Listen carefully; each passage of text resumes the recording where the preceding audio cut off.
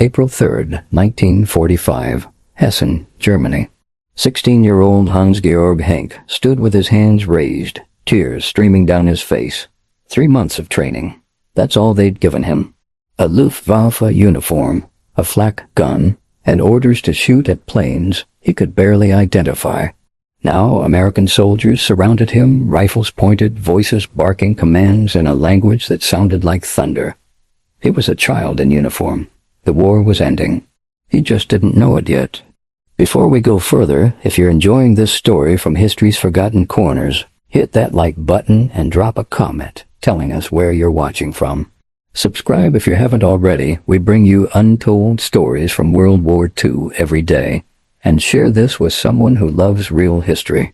Now, let's dive back into 1945. Hans-Georg wasn't alone. All around him, teenagers, some younger than 15, were being captured by Allied forces. Boys with soft faces and shaking hands. They'd been pulled from classrooms and Hitler Youth meetings, given weeks of training, then thrown into a collapsing army. Many expected execution. That's what the propaganda had told them. Americans were monsters, brutal, merciless, but something else was waiting for them. Something that would shatter everything they'd been taught. By early 1944, Germany was bleeding soldiers faster than it could replace them. The Eastern Front devoured divisions whole. The Western Allies closed in from every direction. The average age of Wehrmacht soldiers, once a healthy 24, plummeted. By 1945, boys as young as 12 stood behind artillery pieces. The Volkssturm, the People's Army, conscripted males from 16 to 60, but even that wasn't enough. Entered the Hitler Youth, 8 million boys, indoctrinated since childhood, trained in military camps disguised as summer retreats. Starting in 1943, all boys 17 and older were forcibly drafted. In the desperate final months, that age dropped to 15. Then 14. Some were even younger. Near Leipzig, 15-year-old Heinz Schütz received half a day of training with a Panzerfaust. Then they handed him an SS uniform and sent him to die. These weren't soldiers. They were children wearing men's uniforms. And when captured, they expected the worst. Between 1942 and 1945, more than 425,000 Axis prisoners, mostly German, arrived on American soil. They came in waves, shipped across the Atlantic in the same vessels that had carried American troops to Europe. The irony wasn't lost on anyone. Farms across America faced critical labor shortages. Every able-bodied man had gone to war. Fields needed harvesting. Factories needed workers. The Geneva Convention said prisoners could be put to work if treated humanely and paid. So the United States built 700 camps across the country. Alabama, Nebraska, Texas, Oklahoma, Arizona. Rural towns that had never seen an enemy soldier suddenly found thousands behind barbed wire in their backyards. The camps went up fast. Watchtowers, mess halls, barracks arranged in neat rows. Camp Aliceville in Alabama could hold 6,000 men. Camp Hearn in Texas housed 4,800. These weren't concentration camps. They were detention facilities run under strict international law. And among those 425,000 prisoners were boys. Teenagers captured in France, North Africa, Italy. Kids who'd never seen anything beyond their German villages. 17-year-old Gunter Gerg was captured in August 1944. He called it the luckiest day of his life. He'd been told Americans tortured prisoners. Instead, they gave him food, medical care, and a bunk. Another boy, Ernst Floater, born in 1925, was forced into uniform at 19, captured, shipped to America. He never went back. For many, the journey itself was traumatic. Crammed into ship holds, sick with seasickness and fear. Whispered rumors circulated among them. Execution, slave labor, starvation. Then the ships docked. Guards marched them off, and they saw America for the first time. The shock began immediately. Paved roads stretched for miles without interruption. Cars were everywhere, not only military vehicles, but ordinary civilian automobiles moving freely. Stores overflowed with goods. Electric lights blazed through the night. One prisoner later recalled seeing a supermarket from a train window, convinced it was stage propaganda meant to impress them. It was not. America's industrial might, invisible from across the ocean, became undeniable up close. One young prisoner riding a train through Nebraska watched farmland roll endlessly past. Tractors, silos, and barns larger than entire German villages dominated the landscape. He turned to a fellow POW and whispered, "How can we win against this?" The question hung unanswered in the rattling railcar. The other boy did not respond. He did not need to. The answers surrounded them everywhere they looked.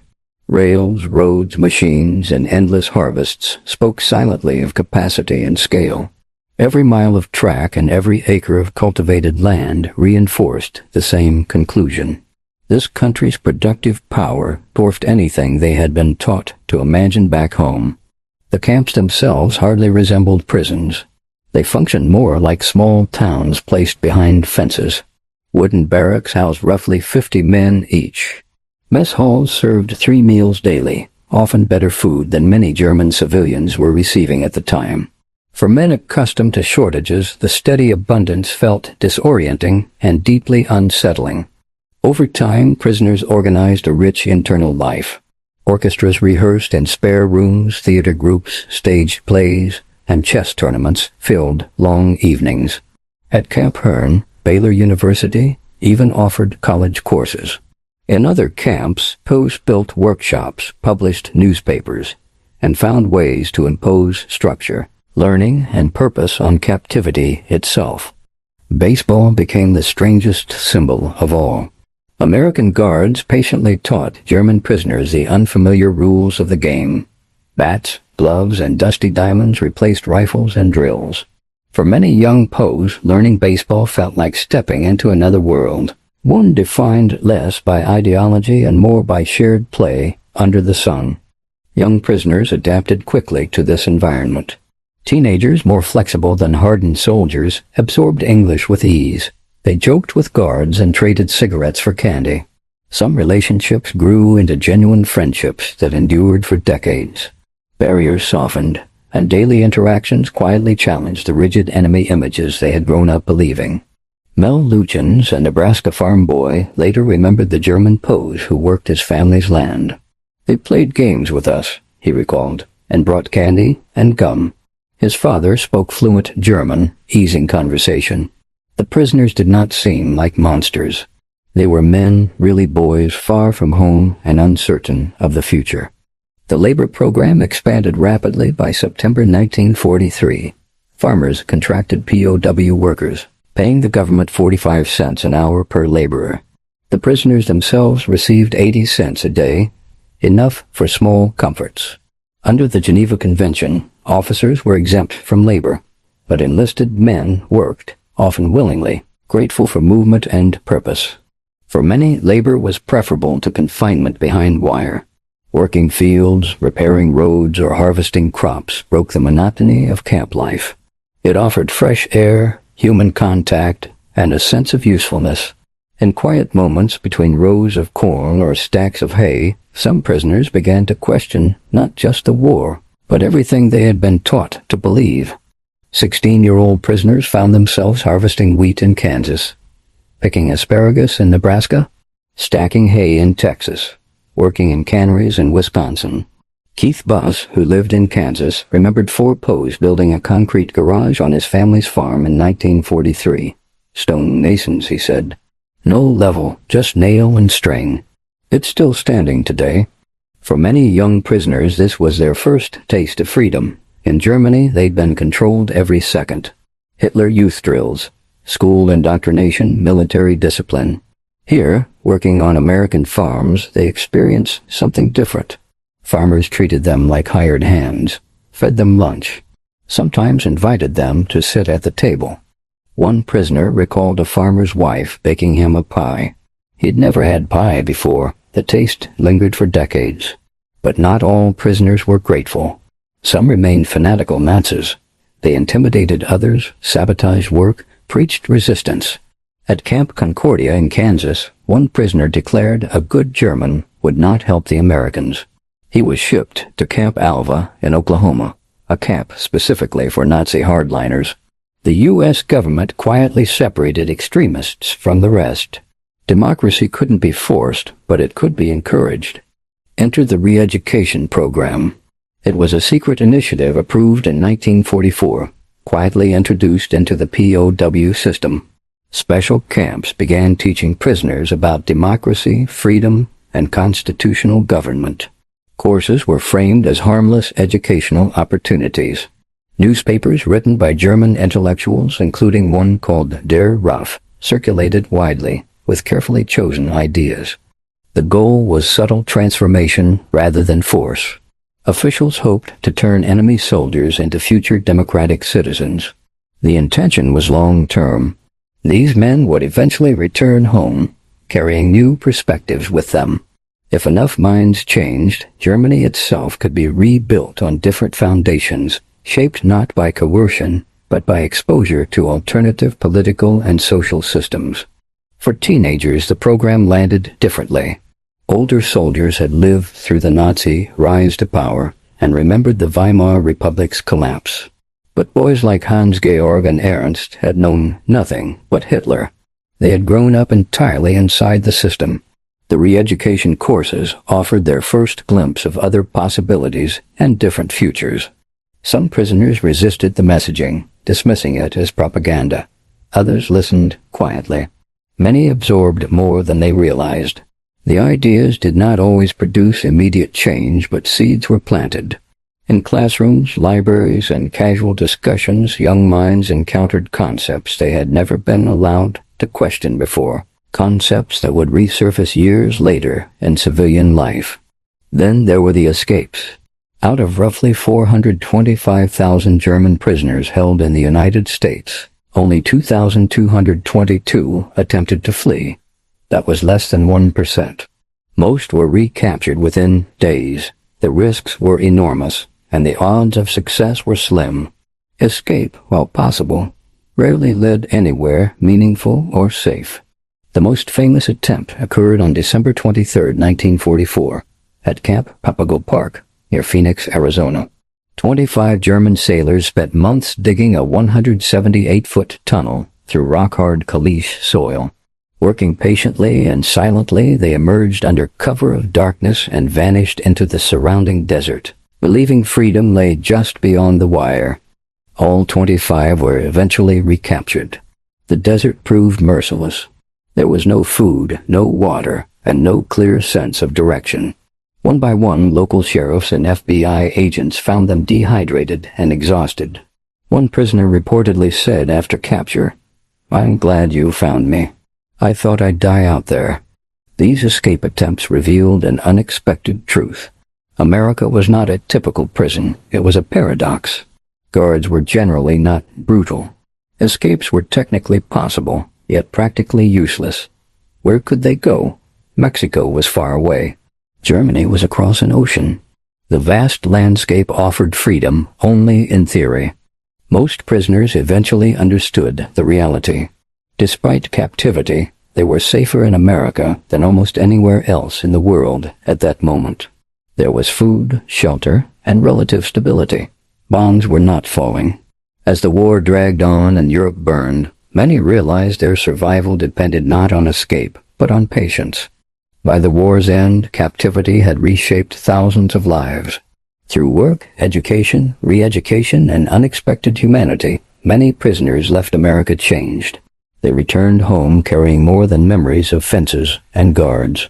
They carried questions, new ideas, and quiet experiences that would influence how a defeated nation rebuilt itself in the years ahead. Spring 1945, the war in Europe was ending. News trickled into the camps. Hitler dead, Berlin fallen, Germany surrendered.